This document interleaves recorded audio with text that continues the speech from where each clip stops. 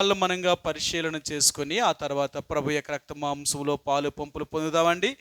ప్రభు యొక్క రక్త మాంసంలో పాలు పంపులు పొందే ముందుగా దేవుని యొక్క వాక్యము నుండి ఒక లేఖన భాగాన్ని చదువుదాం.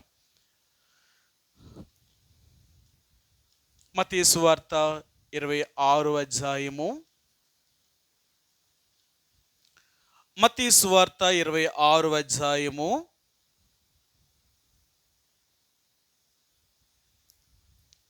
17వ వచనం నుంచి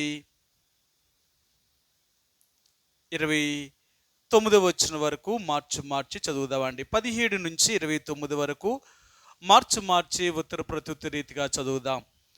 మత్తయి సువార్త 26వ అధ్యాయము 17 నుండి 29 వరకు ఉత్తర ప్రత్యుత్తర రీతిగా మార్చి చదువుదామండి. మీ వచనాన్ని మీరు స్పష్టంగా చదవడానికి ప్రయత్నం చేయండి. పులియని రొట్టెల పండుగలో మొదటి దినమందు శిష్యులు యేసునొద్దకు వచ్చి, పస్కాను భుజించుటకు మేము నీ కొరకు ఎక్కడ సిద్ధపరచగోరుచున్నావని అడిగిరి.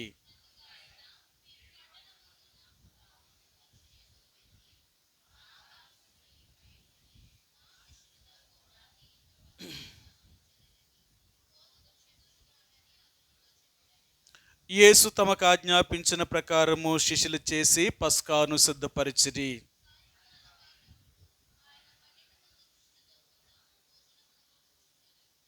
వారు భోజనము చేయుచుండగా ఆయన, మీలో ఒకడు నన్ను అప్పగించునని మీతో నిశ్చయముగా చెప్పుచున్నానెను.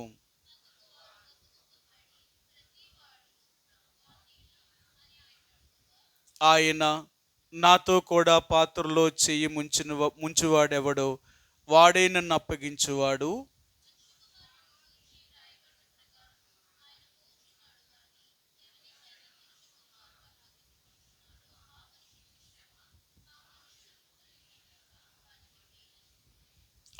ఆయనను అప్పగించిన యోధ, బోధకుడా నేనా అని అడుగగా ఆయన, నీవన్నట్టే అనెను.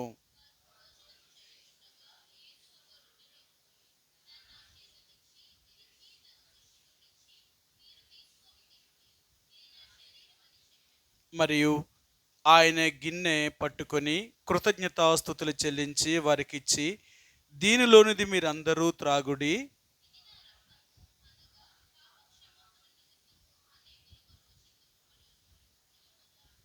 నా తండ్రి రాజ్యములో మీతో కూడా నేను ఈ ద్రాక్షారసము క్రొత్తదిగా త్రాగు దినము వరకు ఇకను దాన్ని త్రాగనని మీతో చెప్పుచున్నానెను.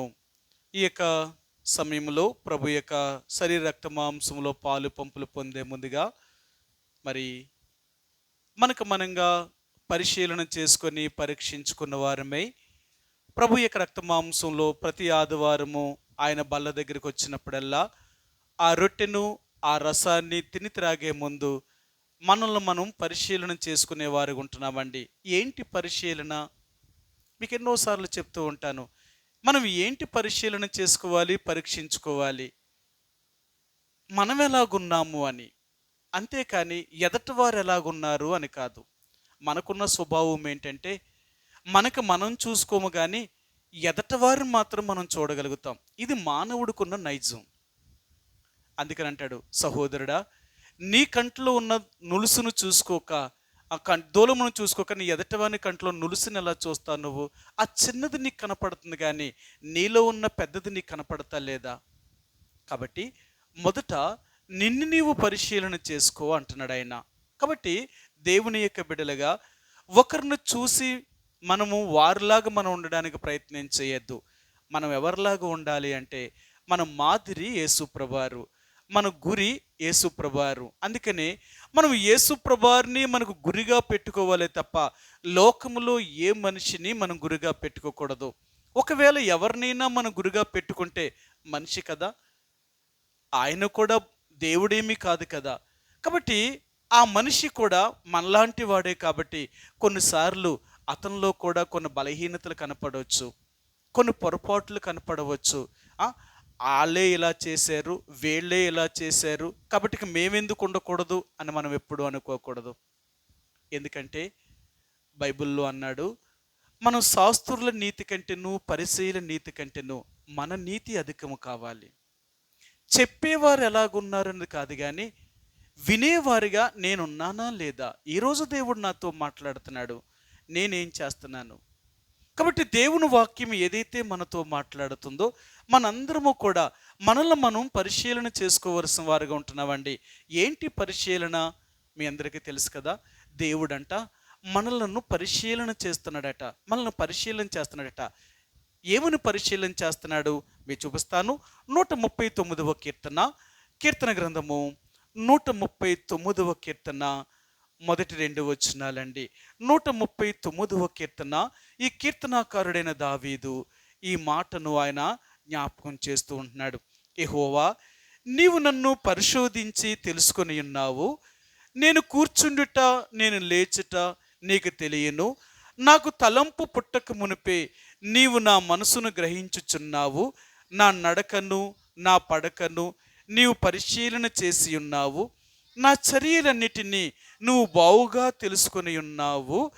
యెహోవా మాట నా నాలుకకు రాక మునిపే అది నీకు పూర్తిగా తెలిసి ఉన్నది. సో దేవుడట మనలను పరిశీలన చేస్తున్నాడట. ఏమని పరిశీలన చేస్తున్నాడు?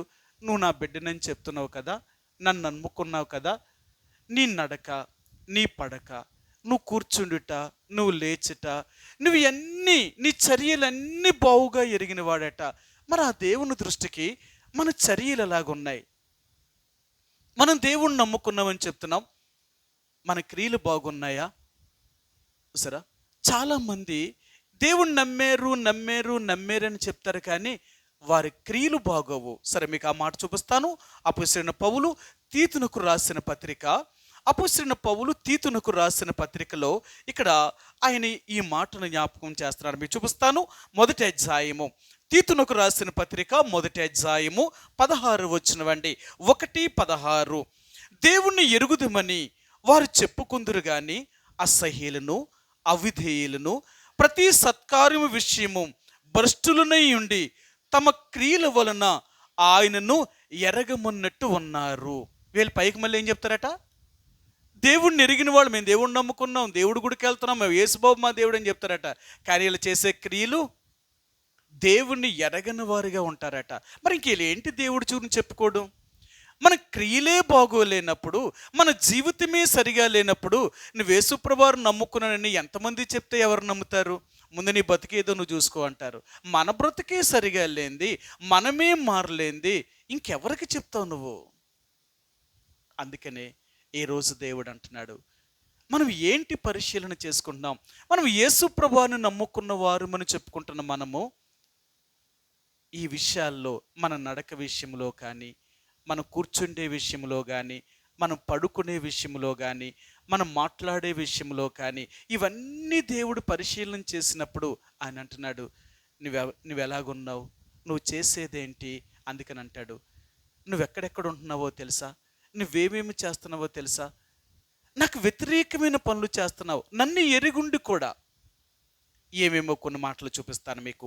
కీర్తన 50వ అధ్యాయము. ఆనాడు ఈయన అంటున్నాడు, మీరు ఎలాగున్నారు, మీరు ఏం చేస్తున్నారు అనేది ఈయన కూడా దేవుడు ఇలాగ అడుగుతున్నాడట. ఏమని అడుగుతున్నాడో మీకు చూపిస్తాను. 50వ అధ్యాయము, కీర్తన 50వ అధ్యాయము 17-18 వచనాలండి. 17-18 వచనాలు. దిద్దుబాటు నీకు అసహ్యము కదా, నీవు నా మాటలను వెనుకకు త్రోసివేసేదవు. నీవు దొంగను చూచినప్పుడు వానితో ఏకీభవించెదవు. వ్యభిచారులతో నీవు సాంగత్యము చేసేదవు. కీడు చేయవలనని నీవు నోరు తెరుచుచున్నావు. నీ నాలుక కపటము కల్పించుచున్నది. నీవు కూర్చుండి నీ సహోదరుని మీద కొండెములు చెప్పుచున్నావు. నీ తల్లి కుమారుని మీద అపనిందలు మోపుచున్నావు. ఇట్టి పనులు నువ్వు చేసినను నేను మౌననై ఉంటిని. చూసారా, ఆయన అంటున్నాడు, నువ్వు చేసే క్రియలు ఎలాగున్నాయో చూడు. ఆయన అంటాడు, నువ్వెవరి మధ్యన కూర్చుంటున్నావు, నువ్వెవరితో సాంగత్యం చేస్తున్నావు, నువ్వు చేసే క్రియలు ఎలాగుంటున్నాయి, నీ పనులేంటి? అందుకని దేవుని యొక్క బిడ్డలుగా మనం ఎక్కడ ఉంటున్నాం, మనం ఏం చేస్తున్నాం, మన సహవాసం ఎవరితో ఉంటుంది? దేవుడికి అయిష్టమైన వారితో మనం జీవించి అలాగూ మనం తయారవితే ఇక మనం దేవుని పిల్లలమేంటి? చాలాసార్లు చెప్తారు, నేను అవిశ్వాసులతో నేను సహవాసం చేసిన వాళ్ళని దేవుళ్ళో తీసుకొస్తానని. ఈ రోజులు ఎలాగున్నాయో తెలుసా?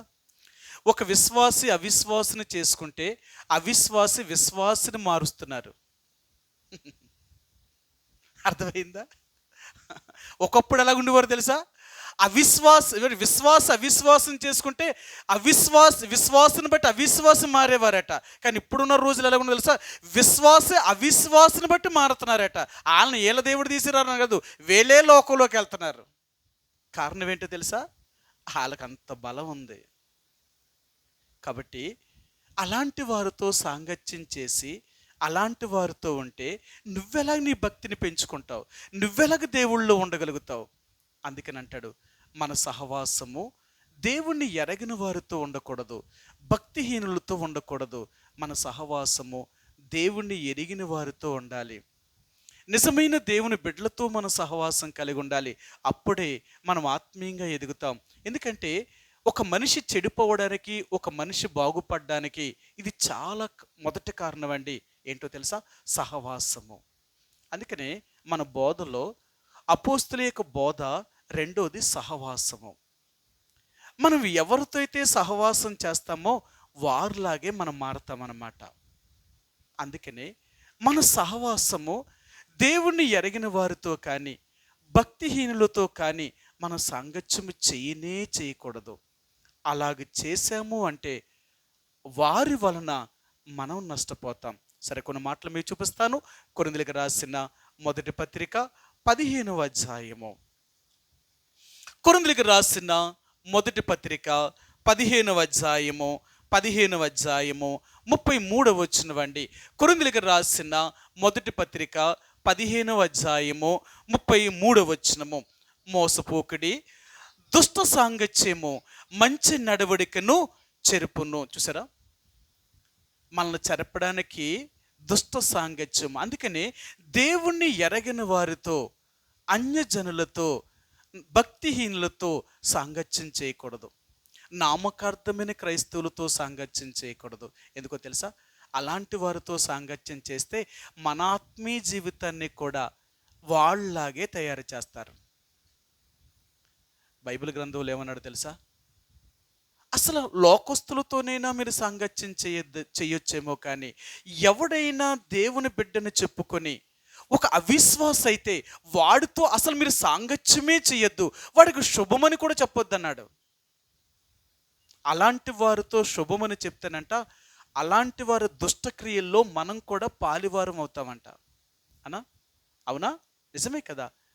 దొంగలతో మనం సహవాసం చేసామనుకో, ఆడు దొంగ కాబట్టి మనం చేయకపోయినా వాడితో సహవాసం చేసినందుకు మనల్ని దొంగే అంటారట. అందుకని దొంగలతో ఎప్పుడు హాయ్ బాయ్ అని చెప్పకూడదట. దొంగలతో అలా చెప్పావనుకో మనల్ని కూడా ఏమంటారు? ఆ దొంగే అంటారు. ఆడితో మరి ఎందుకు చెప్పారు? ఆడితో నువ్వు ఫ్రెండ్షిప్ చేసే కదా. లేదండి అని చెప్పి నువ్వు ఒప్పుకోరట. అవునా? సరే, మీకు చూపిస్తాను. యోహాను రాసిన మూడవ పత్రిక, యోహాను రాసిన మూడవ పత్రిక, క్షమించండి, రెండవ పత్రిక, యోహాను రాసిన రెండవ పత్రిక 10వ వచనం. ఎవడైనను ఈ బోధను తేక మీ యొద్దకు వచ్చిన ఎడల వానిని మీ ఇంట చేర్చుకొనవద్దు, శుభమని వానితో చెప్పను వద్దు. శుభమని వానితో చెప్పువాడు వాని దుష్టక్రియలలో పాలివాడు అగును. చూసారా?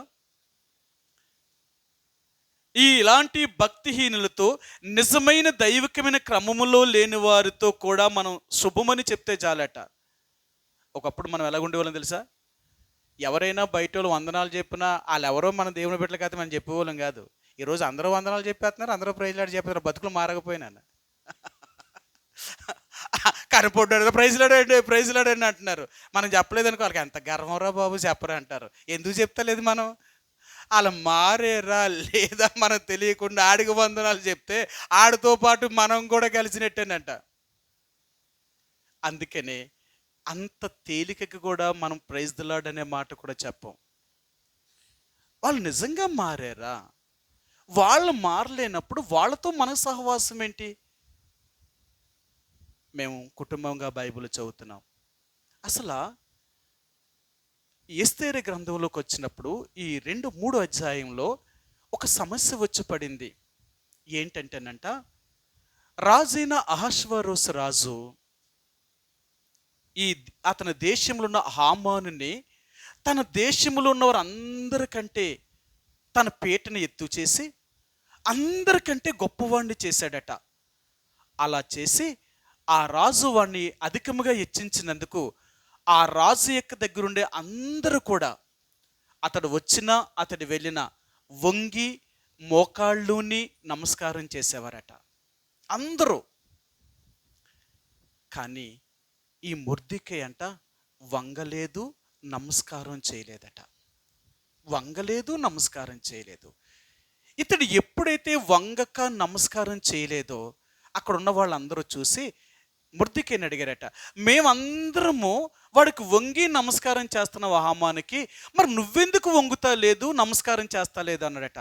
అప్పుడు మొర్దెకై అన్నాడు, నేను యూదుడను కాబట్టి నేను ఎవ్వడికి వంగి నమస్కారం చేయకూడదు, నా దేవుడికి తప్ప నేనెవ్వరికీ నమస్కారం చేయకూడదు అన్నాడట.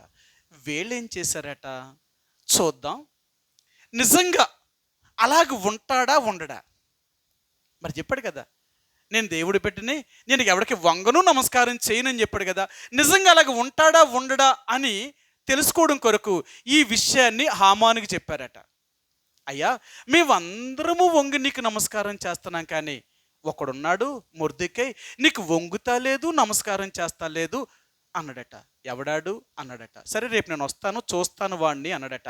వీళ్ళందరూ వంగి నమస్కారం చేశారు, కానీ హామాను వంగలేదు, నమస్కారం చేయలేదట.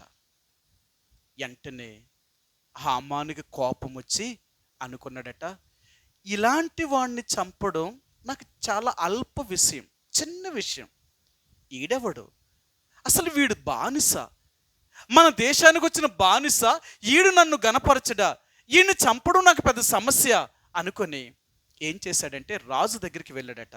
వెళ్ళి రాజుతో చెప్పాడట, రాజా, ఒక తెగవారు ఉన్నారు, ఆ తెగవారు ఎలాంటి వారంటే ఈ లోకములో ఉన్నవారు అందరి మర్యాదలకు పద్ధతులకు వారు వ్యతిరేకంగా ఉంటారు.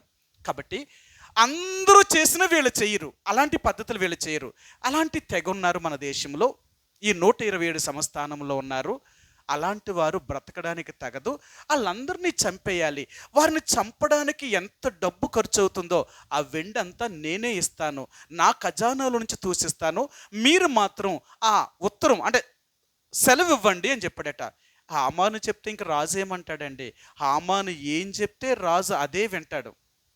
అది మంచిదా చెడుదా అనేది కూడా తెలుసుకోలేదు. వెంటనే రాజు సంతకము తాకీదులు రాయించి రాజు ముందు ఉంగరం వేయించి ఆ ఉత్తరాలు 127 దేశాలకు పంపించేశారు. పలానా నిశాన మాసమందు పూరనే మాసమున యూదులందరినీ కూడా ఎక్కడున్నా 127 దేశాల్లో ఉన్న ఎక్కడున్నా సరే వాళ్ళందరినీ చంపేయండి అని ఉత్తరం రాశారు. వీళ్ళు చేసిన నేరం ఏంటి? వంగలేదు, నమస్కారం చేయలేదు. దానికింత కోపమా? చంపేయడమే, చంపేమన్నాడు. ఉత్తరం రాశారు, తాగీలు పంపించేశారు. ఈ వార్త షోషాను కోటలో ఉన్న వారికి 127 దేశాలు ఉన్న యూదులందరికీ తెలిసింది. వాళ్ళు అన్నారు, ప్రార్థన చేయడం, ఏడుస్తూ ప్రార్థన చేశారు, ప్రభువా మేము నీ ప్రజలు, మేము ఏ తప్పు చేయలేదు, ఆయనను అన్యాయంగా మమ్మల్ని చంపాలని ఇలాంటి తాకీదులు పుట్టించారు, నువ్వు మాకు సహాయం చేయి. ఈ లోకంలో మాకెవ్వరూ సహాయం చేయకపోయినా మేము నిన్ను నమ్మాం కదా, నువ్వు సహాయం చేయాలి. అప్పటికి కూడా చెప్పారు. ఏమని చెప్పారో తెలుసా? హామానుతో చెప్పారు. ఏమన్నారంటే తన భార్య, తన స్నేహితులే చెప్పారు, హామాను నువ్వు పెట్టుకున్నది యూదులతో పెట్టుకున్నావు, వాళ్ళతో పెట్టుకున్న వాళ్ళు ఎవ్వరు కూడా జయమందరు, ఎవ్వరు కూడా జయమందరు.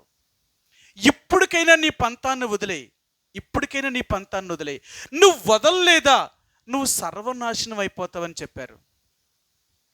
అయినా మాట లేదు, అయినా ఏం లేదు అనుకున్నాడు. ఎవడైతే నాకు వంగలేదో నమస్కారం చేయలేదో వాడినే చంపేయాలనుకున్నాడు. మొర్దెకైనే ఉరి తీయాలనుకున్నాడు. తన ఇంటి దగ్గర 50 అడుగుల ఎత్తు ఉరుకొయ్యి తీయించాడు. ఆ ఉరి స్తంభాన్ని నిలబెట్టాడు, తాడు పెట్టించాడు. ఆ రాత్రి రాజు దగ్గరికి వెళ్ళి అడుగుదాం, ఈ రోజు రాత్రి వెళ్ళి నేను రాజుని అడుగుతాను, రాజా ఆడు ఇక్కడే ఉన్నాడు ఒకడు, ఆడిని ఉరి తీయాలని అడుగుతాను, ఆడిని చంపించేయడానికి రేపల్లా ఈ ఉరుకొయ్యి మీద నేను చేయిస్తాను. మీరు అంటున్నారు కదా, ఏ యూదులతో పెట్టుకుంటే ఆ యూదులతో పెట్టుకున్నట్టు ఎవడో నిలవలేదు, నాశనం అయిపోతున్నారు కదా, నేను చూస్తాను నేను అన్నాడు. కానీ ఆ రాత్రే దేవుడు ఒక అద్భుతమైన కార్యాన్ని చేశాడు. ఏ 50 అడుగులు ఎత్తుగల ఉరుకొయ్యను చేయించాడో ఈ హామాను, రాజుకు కోపం వచ్చి అదే ఉరుకొయ్య మీద ఈ హామానునే చంపించాడు. ఏ యూదులందరినీ చంపేయమని తాకీదులు రాయించాడో మరలా అదే రాజు రెండో ఉత్తరం రాసి అదే రోజున యూదులకు శత్రువులైన వారందరినీ చంపేయమన్నాడు. మన దేవుడు ఎవరో తెలుసా? రాజ్యాలని, శాసనాలని కూడా మార్చేయగలడు. ఎందుకో తెలుసా? నువ్వు దేవుడి కోసం నిలబడినప్పుడు. నువ్వు నిలబడాలి దేవుడి కోసం, అంతేకాని ప్రతిదానికి భయపడి, ప్రతిదానికి జడిసి, లోకములో నువ్వు దేవుని బిడ్డవు కాకుండా జీవిస్తే ఎందుకు ఆ బ్రతుకు ఇంకా? అందుకని అంటాడు, దేవుని బిడ్డ అనేవాడు లోకములో దేనికి వంగడు, భయపడడు, జడవడెక్కడ. ఎన్ని సమస్యలు తన మీద ఉన్నాయి, తన ప్రాణం మీదకి వచ్చినా సరే భయపడ్డనమాట. కారణం ఏంటో తెలుసా? నా దేవుడు నాకుండగా నాకేంటి భయం. అందుకనే దేవుని బిడ్డలుగా మన సహవాసము సరైనదై ఉండాలి. మనం వెళ్ళే సహవాసం సరైనది కాదనుకోండి, మనం ఆత్మీయంగా బలపడం, మనం ఆత్మీయంగా జీవించలేము. అందుకనే ఆత్మీయంగా బలపడడానికి సహవాసం అనేది ముఖ్యం. మనం ఎవరితో సహవాసం చేయగలుగుతామో అలాగ ఉంటామన్నమాట. అందుకనే అపోస్తుల యొక్క బోధల్లో ఇలాగ చెప్తున్నాడు. ఇది రెండవది, బోధ చేయడమే కాదట, వారందరూ ఒకే సహవాసము, ఐక్యతలోనికి వచ్చారు. వీళ్ళందరూ దేవుణ్ణి నమ్మినవారుగానే ఉన్నారు. ఇంకెవరితోటి వీళ్ళు సాంగత్యం చేయలేదు. ఎందుకు చేయలేదు అంటే దేవుడు వాళ్ళకి చెప్పాడు, మీరు నన్ను ఎరిగిన తర్వాత అన్యజనులతో సాంగత్యము చేయకూడదు. అలాగ మీరు చేశారు అంటే వారు మిమ్మల్ని మార్చేస్తారు, వారు మిమ్మల్ని మారుస్తారు. అందుకనే దేవుని బిడ్డలుగా ముఖ్యంగా యేసు ప్రభువుని ఎరిగిన తర్వాత మన సహవాసము దేవుని బిడ్డలతోటే ఉండాలి. దేవుని ఎరగని వారితో సహవాసం చేయకూడదు. అలాగ సహవాసం చేసాము అంటే మన ఆత్మీయ జీవితము పతనం అవుతుందన్నమాట, మన ఆత్మీయ జీవితం నాశనం అవుతుందన్నమాట. అందుకనే దేవుడు ఇశ్రాయేలు ప్రజలు శుభమని కూడా చెప్పొద్దట, శుభమని కూడా చెప్పకూడదట. ఆనాడు దేవుడు తన ప్రజలకు కూడా ఇదే నేర్పించాడు. మీరు నెహెమ్యా గ్రంథము, ఎజ్రా గ్రంథాన్ని చదివితే ఆయన కూడా ఇదే చెప్పాడు. నేను అన్యజనులతో సాంగత్యం చెయ్యొద్దు అని ఎందుకు చెప్తున్నాను అంటే ఆయన చెప్పి ఆయన అంటాడు, ఆనాడు సొలొమోను మహారాజు అన్యజనులలో అనేక మంది స్త్రీలను పెళ్లి చేసుకోవడం వల్ల అలాంటి మహారాజే దేవుళ్ళలో నుంచి బయటికి వెళ్ళిపోయి ఎంత మరి చెడిపోయాడో, పాడైపోయాడో. అందుకనే అన్యజనులతో సాంగత్యం చెయ్యొద్దు అని దేవుడు చెప్తున్నాడు వాళ్ళకి. ఈరోజు నీకు నాకు కూడా దేవుడు జ్ఞాపకం చేసేది ఏంటంటే, మన సహవాసం ఎవరితో ఉంటుంది? దేవుణ్ణి ఎరగిన వారితో నువ్వు సహవాసం చేస్తే వాళ్ళు నీకేం నేర్పిస్తారు తెలుసా? దేవునికి వ్యతిరేకమైన క్రియలు నేర్పిస్తారు, దేవునికి వ్యతిరేకమైన పద్ధతులు నేర్పిస్తారు. అలా నేర్పించినప్పుడు అవి చెయ్యకపోతే ఒప్పుకోరు. ఎందుకంటే మనం స్నేహం చేశాం కదా, ఈ స్నేహం ఏం చేస్తుందంటే ముఖమాటంలోనికి వెళ్ళిపోతున్నాం. వాళ్ళు ఏది చెప్పినా మనం చేస్తాం. బైబిల్ గ్రంథంలో ఒక మాట అంటాడు, దేవుని బిడ్డకంట మొహమాటం ఉండకూడదట, మొహమాటం అనేది ఉండకూడదట. మీకు చూపించిన సరే, మీకు చూపిస్తాను ఆ మాటను. పేతురు రాసిన మొదటి పత్రిక, పేతురు రాసిన మొదటి పత్రికలో ఇక్కడ అపోస్తలుడైన పేతురు గారు ఈ మాటను చెప్పాడు. ఆయన ఏం చెప్పాడు అంటే, మీరు విశ్వాసమందు మొహమాటము లేని వారై ఉండాలి అంటాడనమాట. విశ్వాసములో మనకేమీ మొహమాటం ఉండకూడదట. ఏది దేవుని వాక్యం ఏం చెప్పిందో అది ఖచ్చితంగా మనం చేసేవారిగానే ఉండాలి. విశ్వాస విషయంలో మనం ఏమైనా మొహమాటం కలిగిన వారమైతే మనం దేవుళ్ళో జీవించలేమండి, దేవుడిలో జీవించలేము.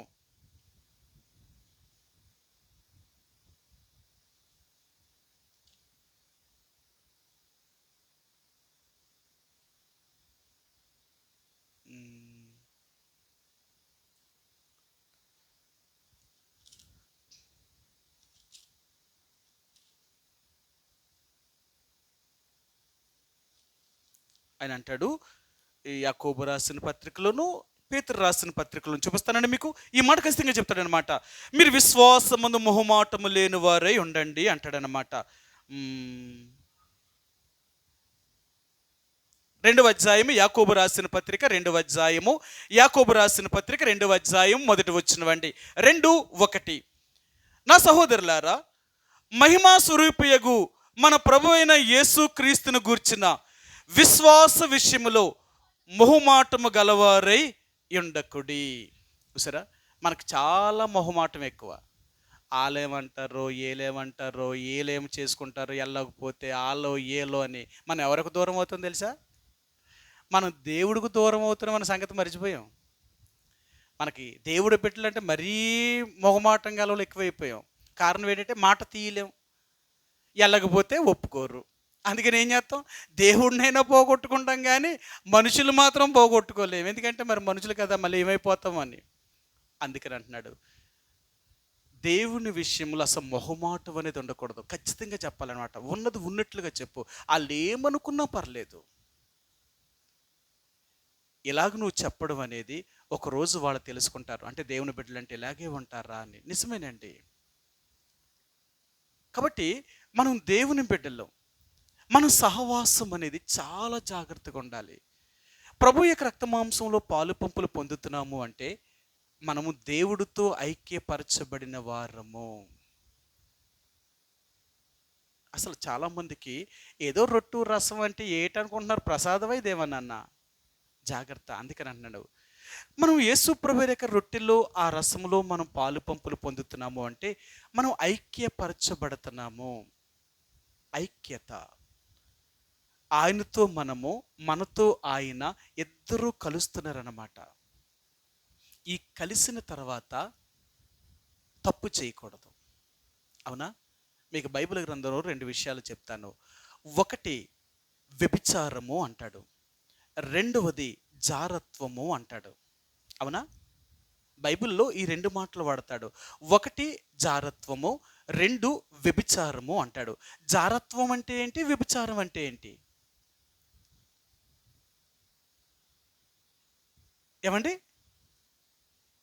వ్యభిచారము అంటే పెళ్ళైన తర్వాత భర్త కానీ భార్య కానీ వేరొకరితో అక్రమ సంబంధం పెట్టుకుంటే ఇది వ్యభిచారము అంటారు. అంతేనా? ఇది వ్యభిచారం.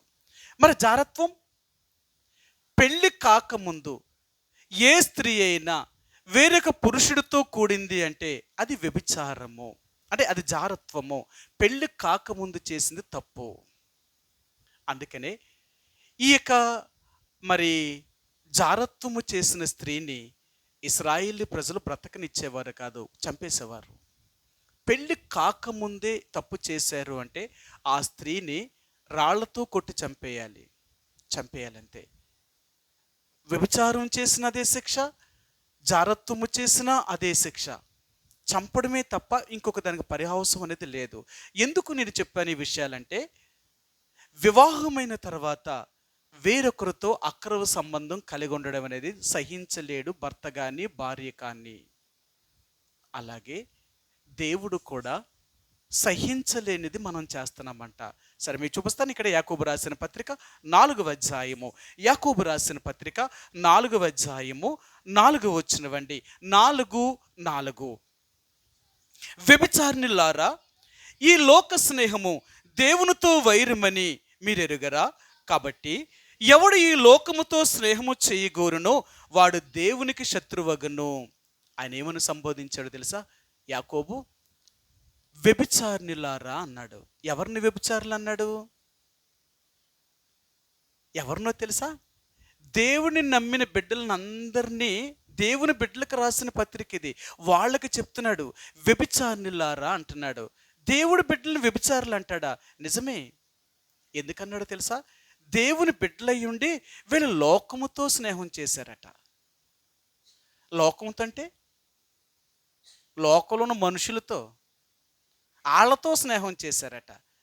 దేవుడి కంటే వాళ్ళతో సహవాసం చేసినప్పుడు మరి దేవుడు వీళ్ళని ఏమంటాడు? మీరేమో నన్ను నన్ను దేవుడిగా చేసుకున్నారు, మీకు భర్తగా నన్ను చేసుకున్నారు, ఇప్పుడు నన్ను ఉంచుకొని మీరు వేరొకరితో అక్రమ సంబంధం కలిగి ఉన్నారు, మరి మిమ్మల్ని ఏమనాలి నేను? జాగ్రత్త. ప్రభు యొక్క రక్తమాంసంలో నువ్వు పాలు పంపును పొందిన తర్వాత ఇక మరలా నువ్వు లోకముతో పాలు పంపులు పొందకూడదు. నువ్వు ప్రతిష్ఠించబడిన బిడ్డవి. చాలామంది అంటారు, మేము దినం దగ్గరికి వెళ్తే దినం అన్నం తినవండి, మేము ఏదైనా అన్యుల దేవతల దగ్గర పెట్టిన ప్రసాదాలు తినవండి, అన్య దేవతలకు సంబంధించిన ఏవి మేము తినము అని చెప్తారు. ఎందుకు తినరు? వీళ్ళు ఎందుకు తినరు? ఏమండి ఎందుకు తినరట? చెప్పరేమండి? మీ అందరికీ తెలుసు కదా. ఇప్పుడు ఎవరిదైనా దినం కానీ జ్ఞాపకార్థ కుడుకులు కానీ లేకపోతే ఇలాంటివి పెట్టారనుకో, మరి వెళ్ళి అక్కడ ఎందుకు భోజనం చెయ్యం? అవి దేవుడి బిడ్డలు చేసేవి కదా, దయ్యాలకి చేసేవి. అవి దేవుని బిడ్డలకి చేసేవి కావు. మరి అలాంటివి మనం తెలియనప్పుడు అంటే అలాంటివి మాత్రమే తినం, ఇంకా చేయవలసినవి చేసేస్తాం లోకంలో. అర్థమైందా? అవి ఒకటి మాత్రమే, అవి కనపడతాయి కదా, అలా దినం చేసినవి లేకపోతే లోక సంబంధమైన ఆయా దయ్యాలకి పెట్టినవి, ఆయా ప్రసాదాలు పెట్టినవి, అవి మాత్రమే తినం. కానీ లోకంలో ఉన్నవన్నీ చేస్తానే ఉంటాం. ఆ రెండూ తినడం మానేసినంత మాత్రానికి నువ్వు లోకంలో ఉన్నాయన్నీ మానలేదు కదా. మరి ఇంకేం దేవుడు బిడ్డవేం మారేవు నువ్వు? అవి తింటేనే అపవిత్రం కాదు, ఇవి చేసినా కూడా అపవిత్రమే.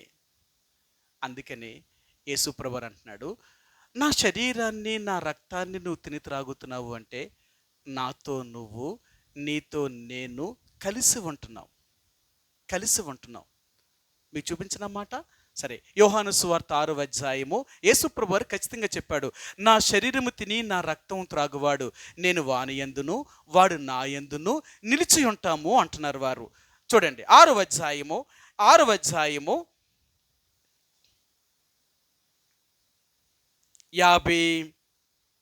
వచనమండి. 56 వచనం, నా శరీరము తిని నా రక్తము త్రాగువాడు నా యందును నేను వాని యందును నిలిచి యుందుము గనుక. మరి ప్రభు యొక్క రక్తమాంసంలో పాలు పంపులు పొందడం అంటే ఏంటి? అంటే బల్లో పాలు పంపులు పొందేసి మనకి ఇష్టం వచ్చినట్లు లోకంలో మనం తిరిగి చేసేస్తే దేవుడు ఊరుకుంటాడా? జాగ్రత్త. దేవుడితో ఎప్పుడైతే నీ జీవితం ముడిపడిందో ఆ రోజు నుంచి నువ్వు పవిత్రురాలైన కన్యకవి. ఇంతకుముందు నువ్వు చేసిన పాపాలన్నీ క్షమించేశాడు దేవుడు. ఇప్పటి నుంచి నీకు క్రొత్త పేరు పెడతాడట. ఏం పేరు పెడుతున్నాడో తెలుసా? నిన్ను ఎప్సీబా అని నీకును, బియోలా అని నీ భూమికి నీ పేర్లు పెడుతున్నాయి ఆయన అంటున్నాడట. ఎందుకు ఈ 2 పేర్లు పెట్టాడో మీకు చూపిస్తాను. యెషయా గ్రంథము ఈ 2 పేర్లు ఎందుకు దేవుడు వాడాడు అనేది మీకు చూపిస్తాను. యెషయా గ్రంథములో వీళ్ళకంట ఈ పేర్లు పెట్టాడట దేవుడు. ఎందుకు ఈ పేర్లు పెట్టాడు, ఈ పేర్లకు అర్థం ఏంటి అనేది మీకు చూపిస్తాను. 62వ అధ్యాయము యెషయా గ్రంథము 62వ అధ్యాయము 4వ వచనమండి. 62:4, విడువబడిన దానివని ఇక మీదట నీవు అనబడవు, పాడైనదని ఇకను నీ దేశమును గురించి చెప్పబడదు. ఎప్సీబా అని నీకును, బ్యూలా అని నీ భూమికి పేర్లు పెట్టబడును. సరే, ఆ 2 మాటలకి కింద అర్థం వేశాడు. 1 ఎప్సీబా అనగా ఇష్టురాలు, 2 బ్యూలా అనగా పతివ్రత. సరే, అదనమాట. ఎవరిని పతివ్రత అంటారు? భర్త కలిగిన వాళ్ళు మాత్రమే ఆ పతివ్రత అంటారనమాట. భర్త లేనామే విధవరాలు. అందుకనే ఆమెను ఎక్కడికి పిల్లనివ్వరట. భర్త చనిపోయిన ఆమెని ఎందాటిలో పాలు పంపులు పొందనివ్వరట. ఎందుకంటే నీ బతుకు ఇలా పాడైపోయినప్పుడు ఇంకోళ్ళ బతుకులు ఇలా పాడు చేస్తారండి. ఇంతకుముందు మనం విడవబడిన వారు, మనం పాడైపోయిన మనల్నంట యేసుప్రభు వారు బాగు చేసుకొని తన భర్తగా అంటే తన భార్యగా మనం చేసుకొని తనను మనల్ని తన భర్తగా ఉన్నాడట. ఇప్పుడు మనల్ని పతివ్రత అన్నాడట. మనల్నేమో ఎప్సిబా ఇష్టురాలు అని దేవుడు ప్రేమించాడట. ఇప్పుడు మనం వెళ్ళి ఏం చేస్తున్నాం? మళ్ళీ మన పతివ్రత ధర్మాన్ని పోగొట్టుకుంటున్నాం. మళ్ళీ లోకంలోకి వెళ్తున్నాం. లోకంలో మన జీవితం అంతా లోకంలో చెడు విషయాలన్నీ మనం చేస్తున్నాం. మనం ఎలా దేవుడు మనల్ని ప్రేమిస్తాడు? ఇంకా నిన్ను ఎలా మనల్ని నమ్ముతాడు ఆయన? అందుకని ప్రభు యొక్క బలలో పాలు పంపులు పొందడం అనేది చాలా జాగ్రత్త. ఏదో నువ్వు ఆ రొట్టె రసమే కదన్న పాలు పంపులు పొంది నీ ఇష్టానుసారంగా జీవించడానికి కానీ ప్రయత్నం చేసావంటే చాలా కోపం. బైబిల్ గ్రంథంలో ఒక మాట అంటాడు, సామెతల గ్రంథంలో ఏమంటాడంటే, భర్తకి వచ్చిన కోపాన్నంట ఎవ్వరూ ఆపలేరట. భర్త కోపం వచ్చిందనుకో, అవసరమైతే చంపేస్తాడు తన భార్యని. చాలా కోపం. అందుకని అంటాడు ఆయన, నాకు కోపాన్ని తెప్పించొద్దు. నన్ను నమ్ముకొని నా రక్తమాంసములో పాలు పంపులు పొంది మరలా నాకు అయిష్టమైన లోకముతో నువ్వు ముడిపెట్టుకొని ఉంటే మరి నేనేం చేస్తాను? నిన్ను వదిలేస్తానా? జాగ్రత్త. అందుకనే దేవుని బిడ్డలుగా రక్షించబడ్డానని చెప్పుకొని ప్రభు యొక్క రక్తమాంసంలో పాలు పంపులు పొందిన తర్వాత నువ్వు ప్రతివ్రతగానే పవిత్రముగానే జీవించాలి. అపవిత్రము అనేది నీ జీవితంలోనికి రాకూడదు. మరలా నువ్వు చెడిపోయిన దానివని చెప్పబడకూడదు. అలాగుగాని చెప్పబడింది అంటే దేవుడు ఎంత మాత్రము ఇంక నీతో ఉండడు, ఎంత మాత్రం కూడా ఉండడు. కాబట్టి దేవుని యొక్క బిడ్డలుగా ఆత్మీయంగా మనం రక్షించబడ్డాము, దేవుని పిల్లలం అంటున్నాము, ప్రభు యొక్క రక్తమాంసంలో పాలు పంపులు పొందుతున్నాము. మనం చేసే పనులు ఎలాగున్నాయి? మనం చేసే క్రియలు ఎలాగున్నాయి? మనం దేవుని బిడ్డలుగానే జీవిస్తున్నామా? గుళ్ళోకి వస్తేనేమో దేవుని బిడ్డలమా, గుడి నుంచి బయటికి వెళ్ళిపోతేనేమో అన్యులమా? ఇదా మనం నేర్చుకుంది. జాగ్రత్త. నువ్వు గుళ్ళో ఉన్న క్రైస్తవురాలువే, నువ్వు లోకంలో ఉన్న క్రైస్తవురాలువే, నువ్వెక్కడైనా దేవుని బిడ్డవే. అది చూపించు నీ జీవితంలో. అర్థమైందా? యేసు నా దేవుడిని చూపించు లోకానికి, అది కోరుతున్నాడు ఆయన. దేవుని బిడ్డలు అంటే మనం లోకానికి యేసు ప్రభువుని చూపించేవారు. ఎక్కడ చూపించాం? దేంట్లో చూపించాం? నీ జీవితంలో ఎక్కడైనా నువ్వు దేవుడిని నమ్మాను అని చూపించగలుగుతున్నావా? మరి దేవుణ్ణి నువ్వు జీవితంలోనే చూపించకపోతే మరి దేవుని బిడ్డవని ఆయన ఎలా నీకు ముద్ర వేస్తాడు?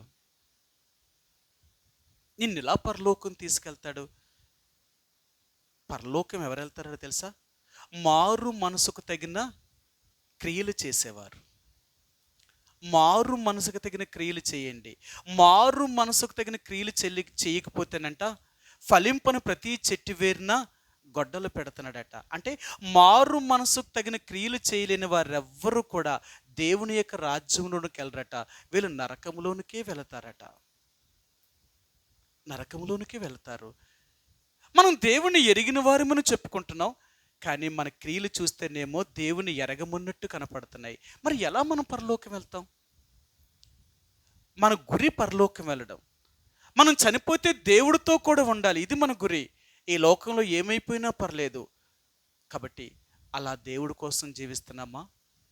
మరి ఎలా రొట్టెలో రసంలో పాలు పంపులు పొందుతున్నావు? జీవితం మారకుండా పాలు పంపులు పొందుతావా? ఒకవేళ నువ్వు బాప్తీసం తీసుకున్నానని చెప్పొచ్చేమో, పాపం నీ అబద్ధాల మాటలు నమ్మి ఆ రోజున దేవుని సేవకులు కూడా నీకు బాప్తీసం ఇచ్చేసి ఉంటారు. ఎందుకంటే నువ్వు చెప్తావు కదా, నీ నోటి మాటను బట్టే కదా అలా బాప్తీసం ఇచ్చేది. నువ్వు మారేవా అంటే నేను మారేను అంటావు. అదే నువ్వు నీ పాపాలు ఒప్పుకున్నావు అంటే ఒప్పుకున్నాను అంటావు. నీ ఫామ్లో అడిగిన విషయాలన్నిటి కూడా సమాధానం చెప్పావు. కానీ మరి ఇప్పుడు ఎందుకు ఇలాగున్నావు? నువ్వు ఇలాగున్నావు అంటే ఆ రోజు నువ్వు అబద్ధం ఆడావు, నువ్వు మోసం చేసావు, నువ్వు మారకుండగానే బాప్తీసం తీసుకున్నావు. అందుకనే మార్పు లేని జీవితంలోనే కొనసాగుతున్నావు. జాగ్రత్త.